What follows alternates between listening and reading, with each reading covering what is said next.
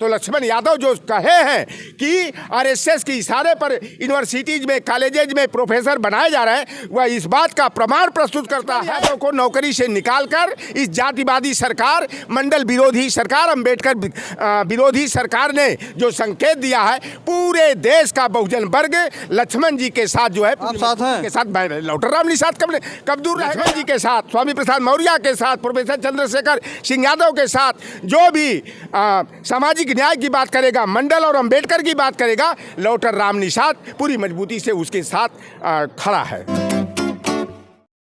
Professor Lakshman Yadav के बारे में क्या कहेंगे? दिल्ली के प्रोफेसर थे, उनको हटा दिया गया। जो भी भारतीय जनता पार्टी के नीतियों का विरोध करेगा, संविधान और लोकतंत्र की बात करेगा, ओबीसी एससी एसटी के सामाजिक न्याय की बात करेगा, अंबेडकरवाद, मंडलवाद, पेरियारवाद की बात करेगा।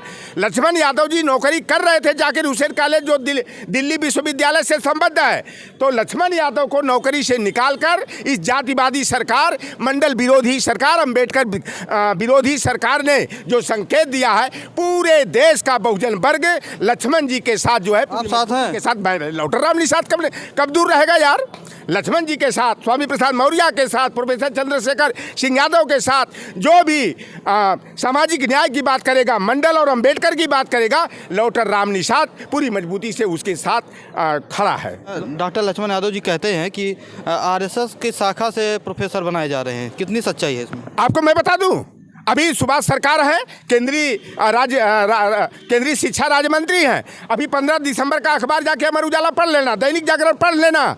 19,190 जो है संकाय के पद जो है केंद्रीय विश्वविद्यालय IIT IIM में थे, और सुदामा कोटा जो 10% वाला EWS वाला होता है, 1919 केवल जो है नौकरी मिलनी चाहिए थी EWS को। लेकिन इस जातिवादी सरकार या संघी सरकार आरएसएस की इशारे पर बंदर और बंदरिया की तरह नागपुर से बनाए जा रहे हैं प्रोफेसर। नागपुर 11,847 जो है संकाय पद पर जो है EWS की भर्ती की गई है। तो लक्ष्मण यादव जो कहे हैं कि आरएसएस के इशारे पर यूनिवर्सिटीज में कॉलेजेज में प्रोफेसर बनाए जा रहे हैं, वह इस बात का प्रमाण प्रस्तुत करता है जो 15 तारीख के अखबार में सुभाष सरकार का बयान निकला है कि 19,190 में 11,887 संकाय पद पर नियुक्ति जो है सुदामा कोटे वालों की हुई है, EWS की हुई है, और गरीब ब्राह्मणों और सवर्णों की हुई है। इस देश में संविधान की बात करना गुनाह हो गया है क्या?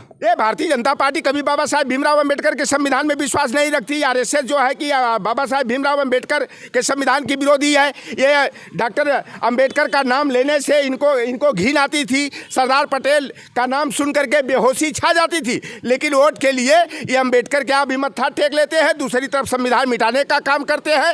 एक तरफ यह जो है सरदार पटेल के यहाँ नतमस्तक होते हैं, और देश में सबसे ऊँची प्रतिमा जो हमारा सबसे बड़ा दुश्मन चाइना है, उससे 3600 करोड़ का टेंडर दे करके बनवाने का इतिहास रचे, और सरदार पटेल जो अखंड भारत बनाने का काम किए। तो यह वोट के लिए केवल पटेल को कैसे तुकले। अभी एक जो चंपत राय हैं जो कि राम मंदिर निर्माण ट्रस्ट के जो है कि महासचिव हैं, उन्होंने तो कह दिया कि भैया देखो, ये देश के प्रधानमंत्री नरेंद्र मोदी जी जो हैं विष्णु के 11वें अवतार हैं। तो मैं चंपत राय से जानना चाहता हूं कि क्या रामचरितमानस में वह चौपाई जो तेली जाति को, कलवार जाति को, आदिवासी जाति को गाली दिया गया है, जय बरनाथ हम तेली कुम्हारा स्वपच किरात कोल कलवारा, क्या इस जो है कि चौपाई को क्या बाहर निकलवाएंगे क्या? क्योंकि यह कलवार और तेली जाति को जो है कि गाली, खुलेआम गाली तुलसीदास के रामचरितमानस में दिया गया है।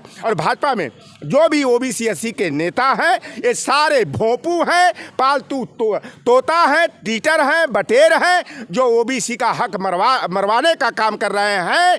और जो भी देखो, दुश्मन का जो है मित्र जो होता है वह दुश्मन होता है, और दुश्मन का दुश्मन मित्र होता है। ये भारतीय जनता पार्टी जितने भी ओबीसी के नेता को कहते, दावा तो करते हैं कि 112 भाजपा के सांसद हैं, 29 गो केंद्र में मंत्री हैं, 12 गो एससी एसटी के मंत्री हैं। ऐसे निकम्मे मंत्रियों का, निठल्ले मंत्रियों का, जो निज स्वार्थ में अपने जमीर को बेच करके गुलाम बन करके अपनी जुबान पर ताला लगा करके चुप्पी साधे बैठे हुए, ऐसे नेताओं की, शिखंडी सरीखे मंत्रियों की, सांसदों की, विधायकों की जरूरत नहीं है। ओबीसी एससी एसटी के हकमारों की टीम स्कीम में जा करके ओबीसी एससी के दुश्मन क्या काम कर रहे हैं। ऐसे निकम्मे लोगों को जो है 2024 में ओबीसी एससी एसटी जो है लोकतंत्र और संविधान बचाने के मुद्दे पर जो है मुंहतोड़ जवाब देने का काम करेगा, धूल चटाने का काम करेगा, इंडिया गठबंधन की सरकार बनाएगा। और हम लोग लक्ष्य लेकर चल रहे हैं कि 15 अगस्त 1947 को लाल किला पर जिस तरह से जदुवंशी बागपत निवासी हुकुम सिंह यादव जी ने तिरंगा झंडा फहराया था, 2024 में अखिलेश यादव जी जो है लाल किला की प्राचीर से तिरंगा झंडा फहराएंगे, प्रधानमंत्री चेहरा बनेंगे वो। बिल्कुल। यह देखो हमारे लोकतंत्र की बड़ी कड़वी सच्चाई है।